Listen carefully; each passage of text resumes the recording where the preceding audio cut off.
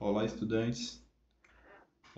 Sejam bem-vindos a mais uma resolução de questões do Enem, mais especificamente de eletroquímica, né? Continuando nossa série de resoluções. Também considero que essa questão tem nível 1, mas já estamos caminhando aí para as questões de um nível um pouco maior, né? Apesar de que essa questão aqui é um tanto quanto conceitual, dá para a gente explorar muita coisa nela, mas ela é bem conceitual, você tem que considerar muitas situações aqui, a questão das informações, mas é preciso notar muito bem assim os pormenores, as particularidades de cada alternativa. Sem mais delongas, vamos para a leitura e resolução da questão 127 do Enem de 2022. A nanotecnologia é responsável pelo aprimoramento de diversos materiais, incluindo os que são impactados, com a presença de poluentes e da umidade na atmosfera, causadores de corrosão. O processo de corrosão é espontâneo e provoca a deterioração de metais como o ferro, que, em presença de oxigênio e água, sofre oxidação, conforme ilustra a equação química. Aí temos a equação química aqui e ele continua. Uma forma de garantir a durabilidade da estrutura metálica e a sua resistência à umidade consiste na deposição de filmes finos nanocerâmicos à base de zircônia, ZrO2, e alumina, Al2O3, sobre a superfície do objeto que se deseja proteger. Essa nanotecnologia aplicada na proteção contra a corrosão se baseia no na. Pronto. Aí nós temos aqui as opções, né? E como é uma questão assim um pouco mais conceitual, a gente vai relendo aqui de novo e vendo detalhes assim, a se considerar. A gente vinha fazendo isso, mas vamos continuar focado mais aqui no que pode fazer a gente levantar esse conceito completo para responder essa questão. Ele já começa falando que é nanotecnologia, né? Estamos falando sobre nanotecnologia na ordem de 10 a 9 em comprimento, em tamanho, né? São objetos realmente minúsculos e ele diz que é responsável pelo aprimoramento de diversos materiais. Ah, ele diz que são impactados por poluentes, né? Que são exatamente aqui destacando a umidade na atmosfera, ups, umidade na atmosfera, causadores da corrosão. O processo de corrosão é espontâneo, ou seja, acontece naturalmente e provoca a deterioração, ó, foi corretamente agora, de metais como o ferro, que na presença de oxigênio, problema é oxigênio e a água aqui, né, que vem justamente da umidade. E aí sofre oxidação conforme ilustra a equação química. Aí ele colocou aqui mais pra gente conferir, né, que vou colocar aqui. O ferro está aqui na forma simplificada, como sólido, com NOx de zero. Aqui mais um para cada átomo de hidrogênio, oxigênio menos 2. Aqui o oxigênio também está como uma substância simples, NOx zero. E quando acontece a oxidação, a gente vê que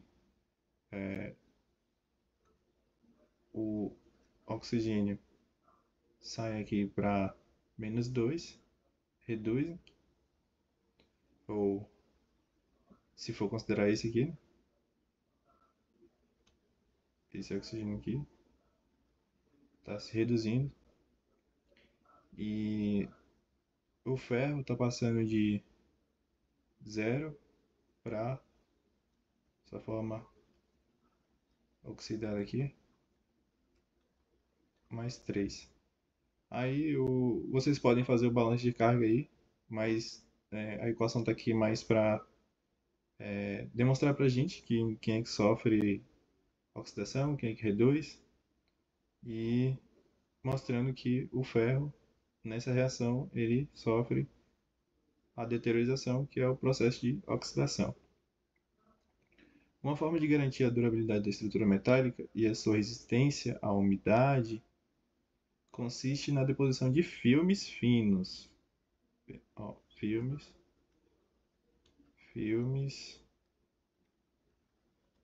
finos, nanocerâmicos, ou seja, muito pequenos, à base de zircônia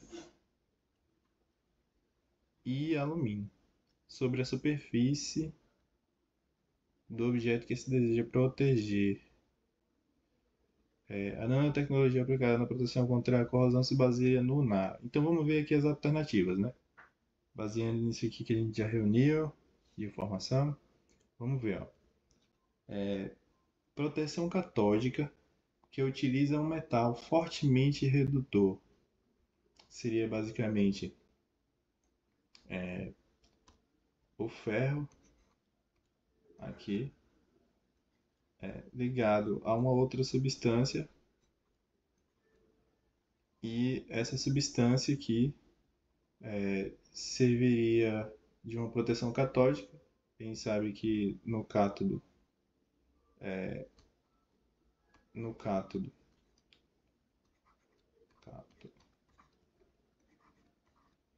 a redução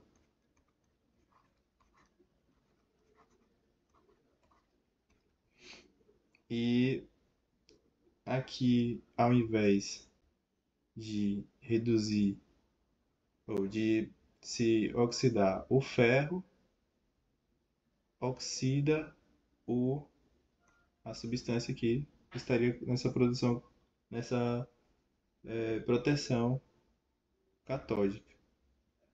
Mas ele continua, né? Que utiliza um metal fortemente redutor. Se a gente for reparar aqui, não utiliza um metal, olha. São óxidos de zircônia e óxido de alumínio. Então aqui, por metal, a gente já vê que essa questão, essa opção ela não está correta. Porque a proteção catódica envolve a utilização de um metal redutor, mas não é o princípio da nanotecnologia mencionada na questão. Ela se baseia na alteração do potencial eletroquímico da superfície do metal, não na formação de barreiras físicas. Sem contar que estamos falando de filmes finos nanocerâmicos, então isso é importante de ser levado em consideração. Também por não ser necessariamente um metal.